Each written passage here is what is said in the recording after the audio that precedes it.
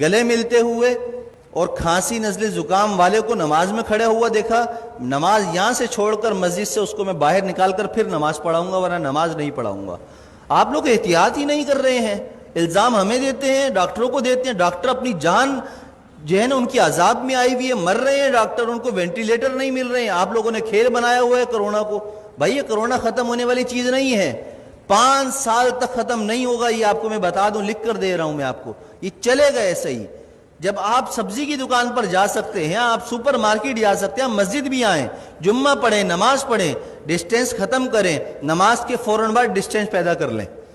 سنت نفل پڑھنی ہے، پیچھے چلے جائیں، جگہ بدل لیں، اسی جگہ پر نماز نہ پڑھیں دوبارہ۔ یہ ایک کام تو یہ کریں، ہاتھ نہ ملائیں، ماسک کا استعمال لازمی کریں، ہر کوئی اپنے پاس رکھے، باہر سے لگا کر آئے، نماز پڑھتے ہوئے اگر کسی کو اتارنا ہے تو اتار لے، لیکن نماز سے پہلے یا نماز کے بعد اگر آپس میں سامنے کھڑے ہوئے بات کرنے ہیں، بغیر ماسک کے کوئی بات نہیں کرے گا۔ اگر کرے گا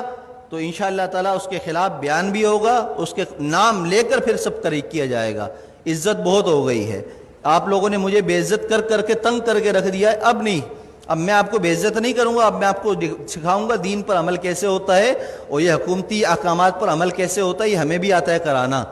اور اگر اب میرے خلاف کسی نمازی یا کسی نے بھی کوئی درخواست یا کوئی ایسی حرکت کرنے کی کوشش کی تو میں نے وکیل سے بات کر لی ہے، پورے خاندان کو انشاءاللہ تعالیٰ اس کی نسلوں کو تڑپاؤں گا، قانون بھی استعمال کروں گا، اور وظیفے پڑھ کر اس کی نسل کے لیے بد دعائیں بھی کروں گا، اس لیے کہ میں بہت تنگ آ چکا ہوں آپ لوگوں کی ان حرکتوں کی وجہ سے۔ 3 مہینے ہو گئے مجھے برداشت کرتے ہوئے، بد احتیاطی ختم کرنے کا نام کوئی نہیں لے رہا، بس ٹائم پر ٹک ٹک ٹک ٹک اذان، ٹک ٹک ٹک ٹک اذان۔ ابے پرہیز تو کرو،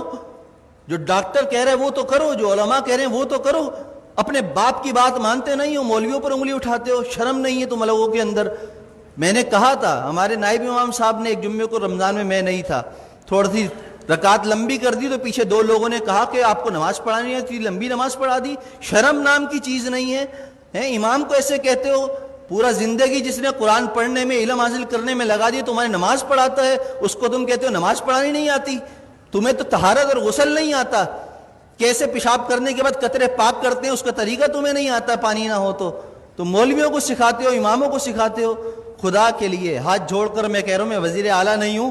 کہ کرپشن کر کے ہاتھ جوڑ رہا ہوں آپ کے سامنے، میں امام ہوں، میرا کردار آپ کے سامنے ہے۔ 7 سال ہو گئے، میری ساری نمازیں، سب کچھ، کسی نماز میں اگر میں نہیں ہوں تو اس کی کوئی نہ کوئی شرعی عذر ہوتا ہے میرے پاس، لیکن وہ عذر اب پیش کرنا میرا آپ کے سامنے نہیں ہے، میں آپ کے سامنے پیش کروں، اللہ کے سامنے پیش کر دیتا ہوں، میرا دل صاف ہے، مجھے ضرورت نہیں ہے اپنی صفائیاں دینے کی۔ لیکن احتیاط کیجئے، عمل کیجئے، جمعے کی نماز بھی مل کر کھڑے ہو کر پڑھیے اور فوراً جدا ہو جائیے، دور کھڑے ہو کر سنتیں پڑھیے، اور عصر کی نماز سے ماسک کا اہتمام کیجئے، جیب میں رکھ کر لائیے، پہن کر لائیے، بات کرنی ہو ماسک لگا کر پہنیے، مجھ سے مسئلہ پوچھنا ہو 1 فٹ دور بیٹھ کر مجھ سے مسئلہ پوچھیے، ہاتھ اور ملانے کی اور مجھے خیریت لینے کی آپ کو ضرورت نہیں، الحمدللہ میں خیریت سے ہوں۔ اللہ ہم سب کو دین کی سمجھ اور عمل کی توفیق عطا فرمائے۔ میری باتیں کسی کو بری لگی ہوں تو پیشگی معذرت ہے، معذرت، جزاک اللہ خیر۔